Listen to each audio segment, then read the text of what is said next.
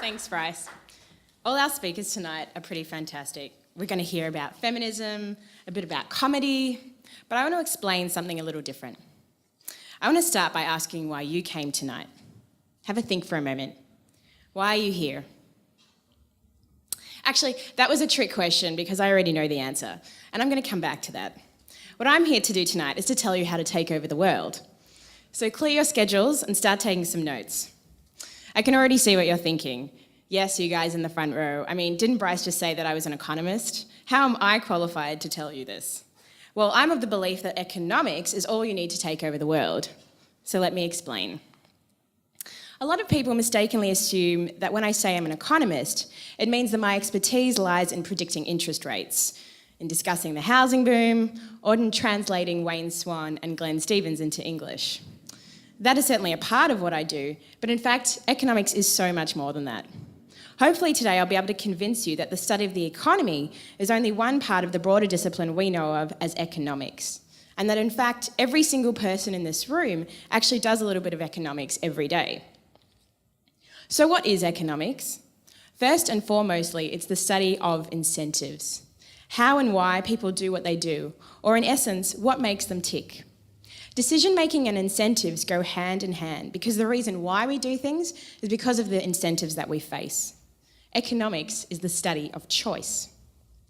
Now, it just so happens that the strongest motivator for people, or the most forceful reason why we follow a certain path, is because of money. Money does make the world go round, and that is a really big part of economics. But there are a lot of other reasons why people choose to do what they do. If I had to put into 4 words what the job of an economist is, I would say that we are professional investigators of the same question that you are subconsciously asking yourself every single moment of every single day. Is it worth it? What I mean is, everyone weighs up the costs and benefits of their decisions all the time. What are the consequences of taking a particular course of action? And do the outcomes of that action outweigh any associated losses? Now, as unattractive as that might sound, in truth, we would only be bothered actually doing something if there's something else in it for us.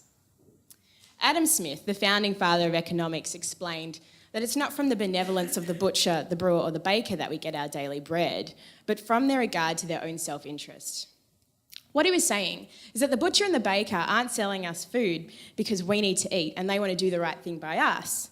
Actually, they're selling it because it's worth it for them to do so. They get something out of it. They're looking out for number one. Now, in short, that's how a market works, but the concept can be applied beyond groceries. That same motivation is actually what drives each one of us, regardless of the choices we make, may include baking bread and selling it, getting out of bed in the morning, or even taking part in a Harlem Shake video. Whatever it is that you've chosen to do, you've done so because it was worth it for you in some way, and the benefits involved were great enough to stop you from worrying about the costs. And when I say costs, I don't necessarily mean money either. We always face restrictions which affect the decisions we're making in life. Or in other words, we face constraints, which could be things like money, but can also be things like time or physical ability. All of those are resources which are limited. I mean, think about it. You guys are here in this audience, but you had other options of what to do tonight, right? You could have met up with friends, maybe taken a tandem skydive, or gone to work in your newly acquired bakery. Those are all pretty reasonable Saturday night activities, right? But you're here. Why? I told you I knew why, and I do. Because it was worth it. Whatever it is you could have been doing, you were willing to give that up to attend 6 by 6 by 6. And that was a conscious decision that you made. There's a trade-off involved with everything you're doing every single second of every single day. Most people don't even consider what it is they're giving up when they decide to do one thing and miss out on something else. But in reality, if you were to sit down and think about what I'm saying, you'd realise it's true. You've given up some pretty great things to be engaging in whatever it is taking up your time at a particular moment. And you've made that certain choice because it's worthwhile. Now, that's not to say we can't do things like give charity or volunteer or engage in other selfless activities. Altruism is fine and admirable. All I'm saying is that the reason why we do those things is because we get something out of it too. Otherwise, they just wouldn't be happening. If your good deed is something that makes you feel warm and fuzzy at the end of the day or helps you sleep better at night, that's why you're doing it. Because whatever it is, for you, it's worth it. That is economics. Which brings me to taking over the world and the magical word of the evening, incentives. In life, the costs we face extend beyond the realm of us not having enough time to both socialise and attend the Wheeler Centre workshops. We're also restricted by one another, and that means things can get messy, particularly when there isn't enough of a good to go around. Striving for limited resources can lead to competition between people, or organisations, and even governments. And because competition exists, people have to make those difficult choices. Understanding then how those choices are made can be an incredibly powerful tool for change. The amazing part, and the reason why economists get hired, is that by observing choices that people make, we can then make inference about what it is that's driving people, and why some people are valuing one good more than others. In fact, when we know enough about those choices and what people think is worth it, we can start predicting how people will act in almost any situation. That is mind-blowing.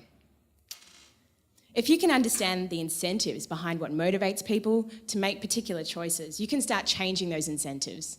And lo and behold, if you start changing incentives, people will start changing their behaviour. Now, like I said, economists are professional investigators of what is worth it. We use decision-making analysis, which often involves mathematical tools and reasoning, as well as the use of real data. Observations like how much people are willing to pay at an auction, how many people choose to take the bus or train to work instead of driving, how many people are taking up government rebates on household solar power. We use that kind of information to make predictions and formulate better policies for governments or companies. By identifying the trade-offs involved in making choices, we can provide insight on how to alter human behaviour by changing incentives. And it's only then because of that knowledge that then we can discuss things like interest rates, what kind of prices to charge people for electricity or water, how to allocate goods in a market, or try and manage the level of spending in an economy.